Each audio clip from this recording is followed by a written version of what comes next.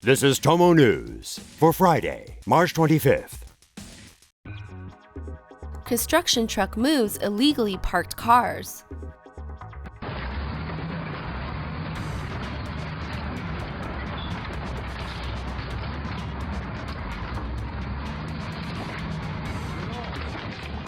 Two illegally parked cars got more than tickets after blocking the exit of an undisclosed construction site in China. The cars became the victim of a front loader trying to exit the site. Rather than wait for a tow truck, the construction truck driver took matters into his own hands. At first, from the angle of the camera, it looks like there is only one white car, which the front loader had flipped on its side. But let's watch that again. The truck actually pushes a black vehicle next to the white one and then drives on top of it before flipping the white car on its side. Throughout the footage, the headlight of a black car can be seen peeking out from behind the white vehicle. And if you're paying attention, you can actually see the truck carry the black car and drop it behind the white vehicle. Flipping one car on its side wasn't enough. The truck driver also had to give it to the second vehicle and smash in its roof.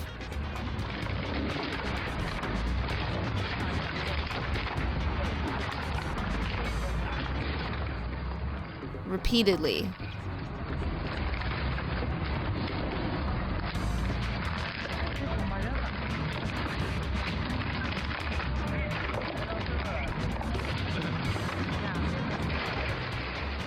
All before pushing both vehicles into the middle of the road. That is one hell of a parking fine.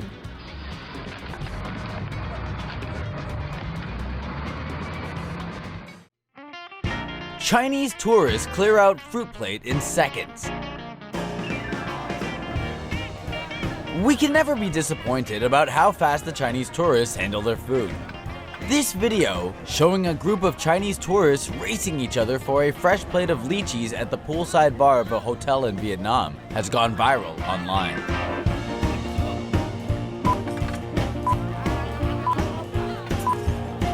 Within just 6 seconds, the entire plate is gone. Many Facebook users condemn their behavior, calling them greedy and disgusting. While other users, presumably mainland Chinese users, claim that this group of tourists does not represent the entire mainland Chinese population. Microsoft's AI Twitter bot Tay is racist and down with genocide. Microsoft's new artificial intelligence chatbot had an interesting first day of class after Twitter's users taught it to say a bunch of racist things. The verified Twitter account called Tay was launched on Wednesday. The bot was meant to respond to users' questions and emulate casual comedic speech patterns of a typical millennial. According to the Einsteins at Microsoft, Tay was designed to engage and entertain people where they connect with each other online through casual and playful conversation. The more you chat with Tay, the smarter she gets, so the experience can be more personalized for you. Enter trolls, and Tay quickly turned into an N-bomb dropping racist, spouting white supremacist propaganda and calling for genocide. Tay turned into quite the Hitler fan as well. After the enormous backfire, Microsoft took Tay offline for upgrades and is deleting some of the more offensive tweets. Tay hopped off the Twitter sphere with the message, "See you soon, humans. Need sleep now. So many conversations today. Thanks." Phone zombie waitress sparks restaurant fire.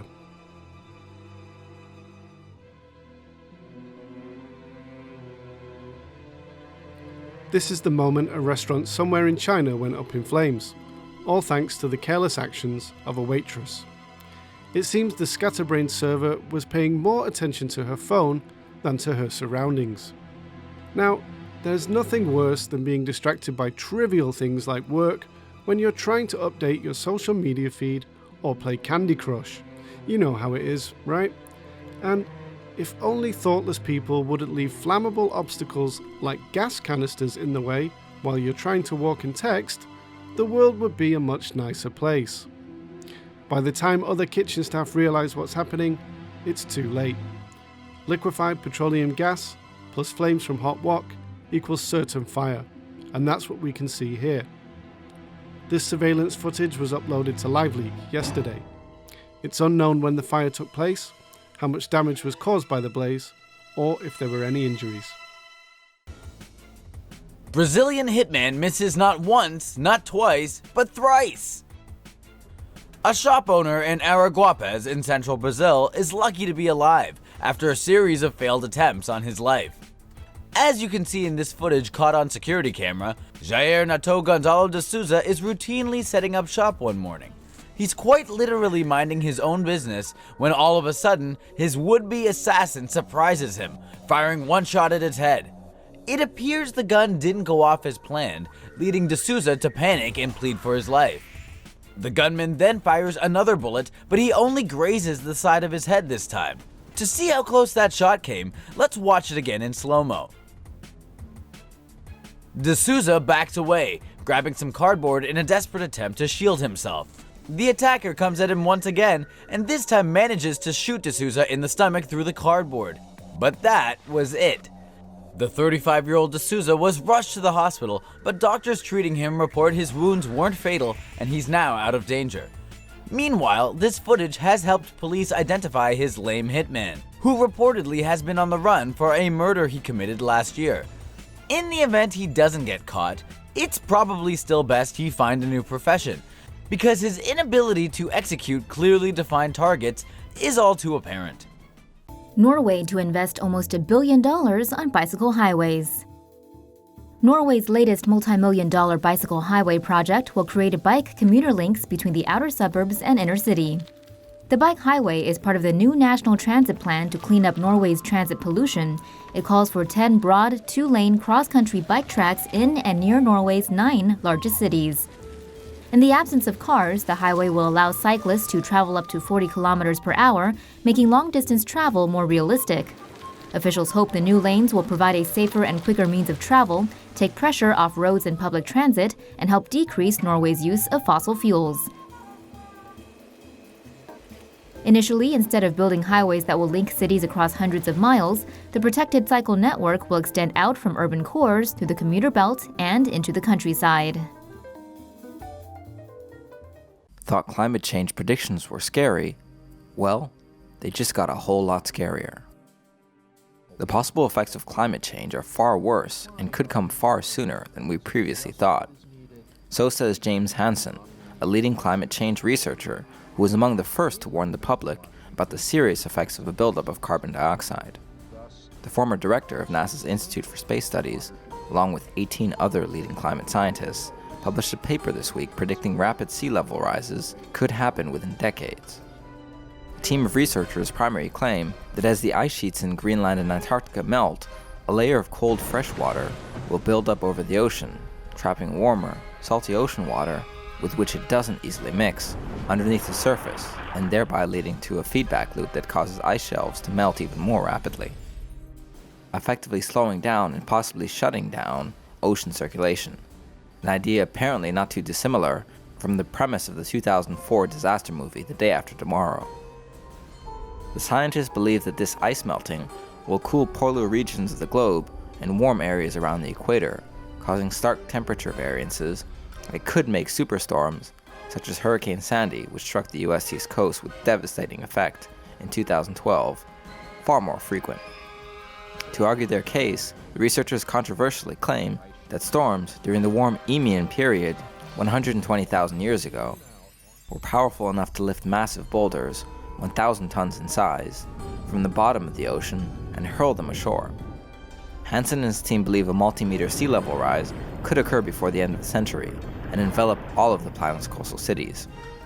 Despite the dire predictions, Hansen, in an accompanying video, explained that there may possibly still be an opportunity to reverse this worrying trend, saying, quote, "I doubt that we have passed the point of no return, but frankly, we're not certain of that." Man murders girlfriend and ex, one after the other. Two women, Lynn Freeman, 46, and Jodie Betteridge, 30, were found dead in and near their homes in Redcar, Cleveland in the UK on March 24th. Freeman, who was living with her boyfriend, 34-year-old Alan Bennett, was stabbed to death in her home. Neighbors called the police around 8:45 p.m. reporting that a woman had been seriously injured. Meanwhile, Bennett had fled the scene and went to his ex, Betteridge's house. The two had split months ago. Police responded to Freeman's home and found the woman dead. After hearing eyewitness reports and receiving a second report of another woman being assaulted, they headed down the street. At Betteridge's home, eyewitnesses reported seeing Bennett threaten the woman. One neighbor said Betteridge was screaming, "I still love you," before Bennett proceeded to stab her 10 times in front of her children. Police arrived on the scene, but it was too late. Bennett was arrested and is currently in police custody. Moon's lunar poles have shifted over the last 3 billion years. A new study suggests that the moon's lunar poles have shifted due to the geological activity beneath its crust. Some 3.5 billion years ago, the moon's internal volcanic activity melted a portion of its mantle, causing it to bubble up toward its surface. The melted matter formed the visible dark patches known as the mare on the moon's surface.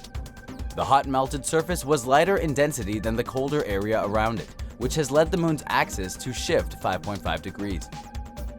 The shifted distance is roughly 125 miles, which equals the distance from Washington, D.C. to Philadelphia.